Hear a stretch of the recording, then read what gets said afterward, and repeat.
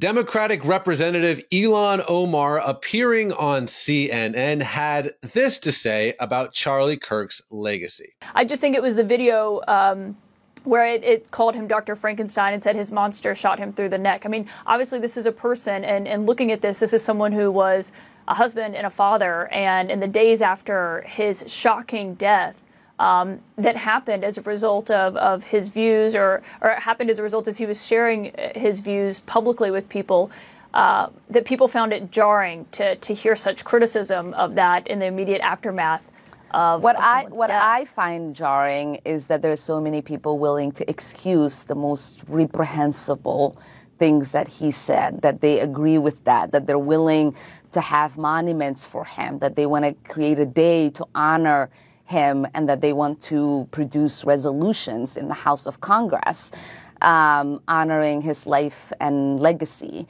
It is one thing to care about his life, because obviously so many people loved him, including his children and wife. But I am not going to sit here and be judged for not wanting to honor any legacy this man has left behind. That should be in the dustbin of history, and we should hopefully move on and forget the hate that he spewed every single day. So, Billy, you just got back from the Charlie Kirk memorial service in Arizona, which was incredible. What did you think about her comments? It's unbelievable to me that in the wake of somebody's death, this is what we're going to do. We're going to say things like they were hateful. They spewed hateful rhetoric every day. We don't need to honor that. Not only is it inhumane and wrong, it's unimaginable to me that this would be somebody's reaction to watching a public assassination that horrified the entire world. I mean, it's almost like she's not reading the room, but it feels like it goes deeper than that.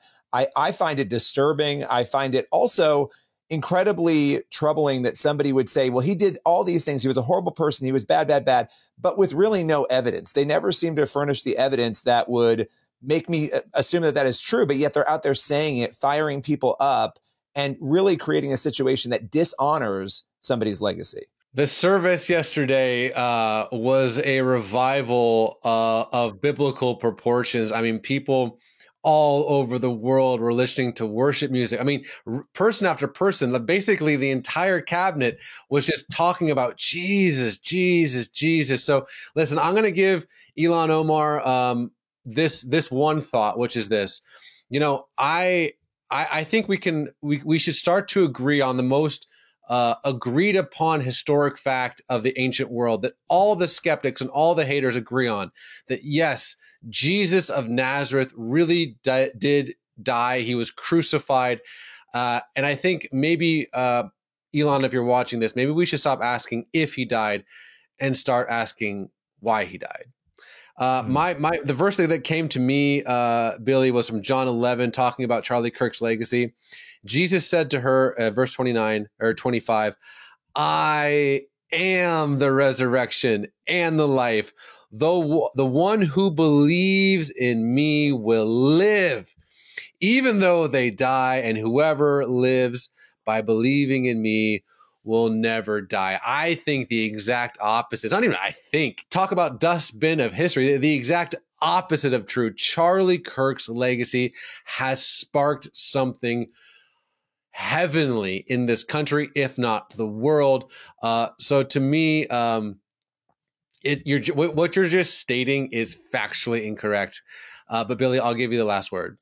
Not only factually incorrect, let's talk about Erica Kirk before we go here. Erica Kirk, a widow, a mother of two, left with a baby, two babies, without her husband, had to watch her husband die in front of the world in a horrific, horrific assassination. She stood on that stage and she did the exact opposite of what Omar is doing here. What she did was she forgave.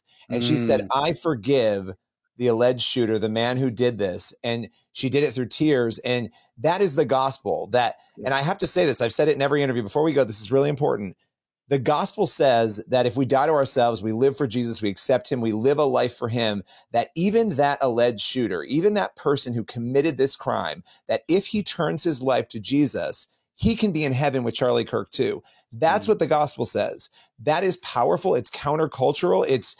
And here you have somebody who can't even forgive language they didn't like. And you see the disparity, the widow forgiving the murderer, and a congresswoman who can't forgive words she thought were mean. So I think it actually really shows us the power of the gospel when we juxtapose those two things.